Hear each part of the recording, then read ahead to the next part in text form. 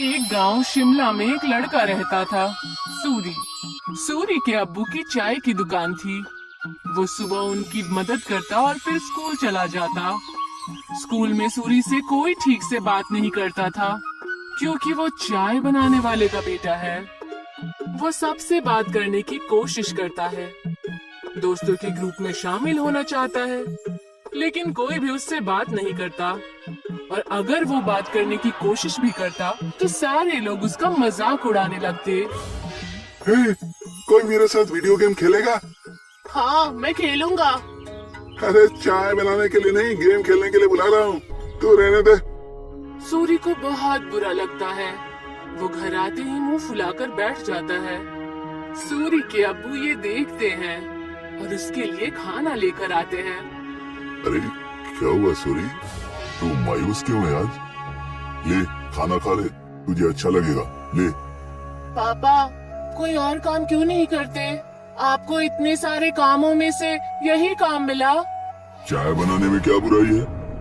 दिन में सबसे ज्यादा लोग इसी के बारे में सोचते हैं। नहीं, मेरे दोस्त तो मजाक उड़ाते हैं, मुझे अपने साथ खेलने में भी शामिल नहीं करते। बोलो कौन सा खेल खेलना है, अभी खेलते हैं। आपके साथ नहीं, उनके साथ खेलना है। ये कहकर वो वहाँ से चला जाता है बिना खाना खाए। सूरी के अब्बू को ये देखकर बहुत बुरा लगता है कि उनकी वजह से उनके बच्चे के दोस्त बहुत दूर जा रहे हैं। उसके पिताजी चाय बनाने के साथ दूसरा काम भी ढूंढने लगते हैं। वहीं स्कूल में बच्चों को ट्रिप पर ले जाने का प्रोग्राम बनता है। कुछ दिन बाद आप सभी बच्चों को एक जंगल ट्रिप पर ले जाया जाएगा। सभी बच्चे उसी तैयारी के साथ आएंगे। सारे बच्चे खुश हो जाते हैं। सूरी घर आकर ये बात अपने अब्बू को बताता है। पापा, मुझे स्कूल की तरफ से जंगल की ट्रिप पे ले जाया जा रहा है। मुझे जरूरी सामान पैक करके दे दीजिएगा। अरे वाह, ये तो बहुत अच्छी बात है। अपने सामान में एक छोटा बर्तन जरूर लेकर जाना। वहाँ अगर कुछ पकाना हो तो काम आ सकता है। ठीक है? जी पापा, जरूर। और हाँ, तुम्हें एक और बात बतानी थी। मैं नई नौकरी ढूंढ रहा हूँ। तुम्हें अब अपने दोस्तों के सामने शर्मिंदा नहीं होना पड़ेगा और वो तुमसे बात भी करेंगे। सच पापा? हाँ। सूरी खुशी से पिताजी के गले लग जाता है।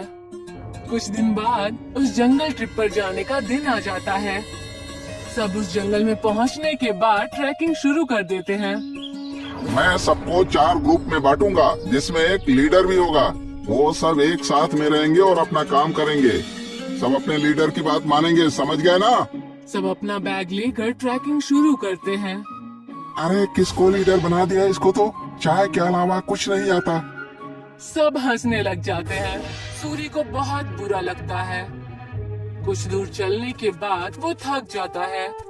चलो यहाँ रुक जाते हैं, थोड़ा खा पी भी लेते हैं। बाकी सभी मान जाते हैं और रुक जाते हैं। नहीं, हम नहीं रुक सकते। अगर हम रुके तो लेट हो जाएंगे और कुछ ही देर में अंधेरा भी होने वाला है। लो, लीडर बना दिया तो अब हम पे हुक्म चला रहा है। नहीं, हम नहीं चलेंगे। तुझे जाना हो तो जा।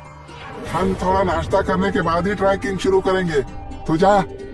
सूरी के मना करने के बाद भी वो वहीं रुकते हैं, लेकिन फिर भी सूरी उन्हें नहीं छोड़ता और उनके साथ वहीं रुक जाता है।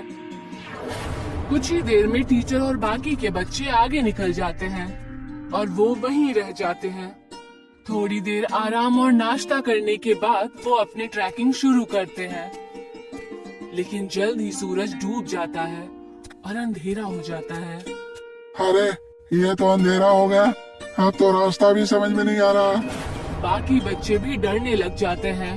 कुछ ही वक्त में ऐसा मोड़ आ जाता है जहाँ से रास्ता पता करना मुश्किल हो जाता है और उन्हें वहीं ठहरना पड़ता है।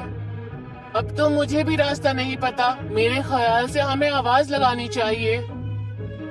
तुरंत ही वो चारों टीचर और अपने क्लास के विद्यार्थियों को आवाज लगाते हैं, लेकिन बात नहीं बनती।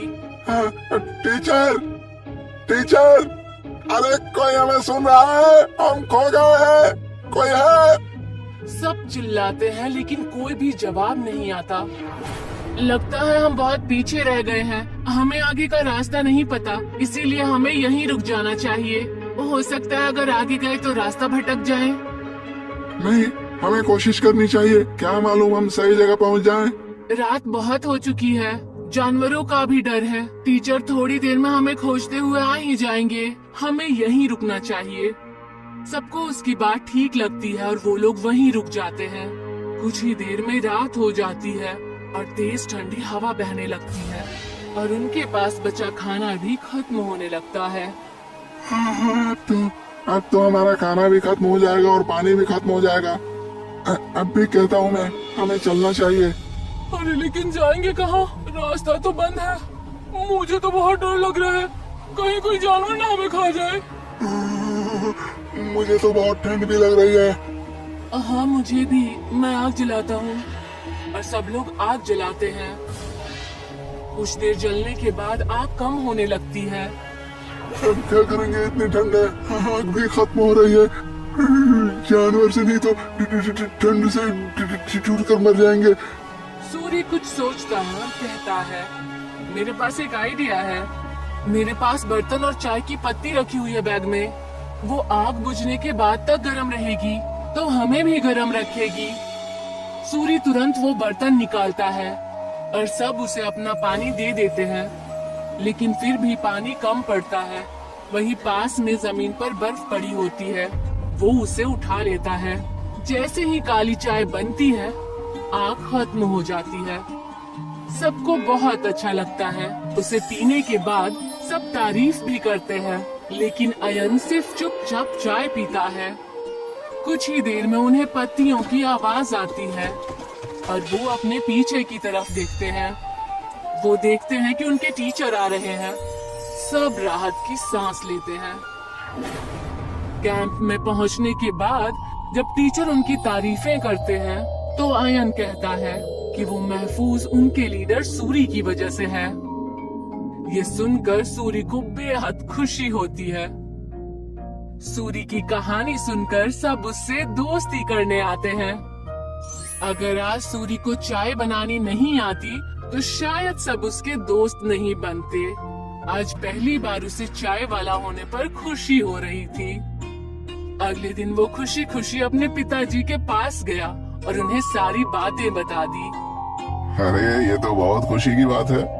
एक बात तो मेरे पास भी है, मैंने अच्छी नौकरी ढूंढ ली है। सूरी ये सुनकर हैरान और उदास हो जाता है। नहीं पिताजी, आपको काम बदलने की कोई जरूरत नहीं है।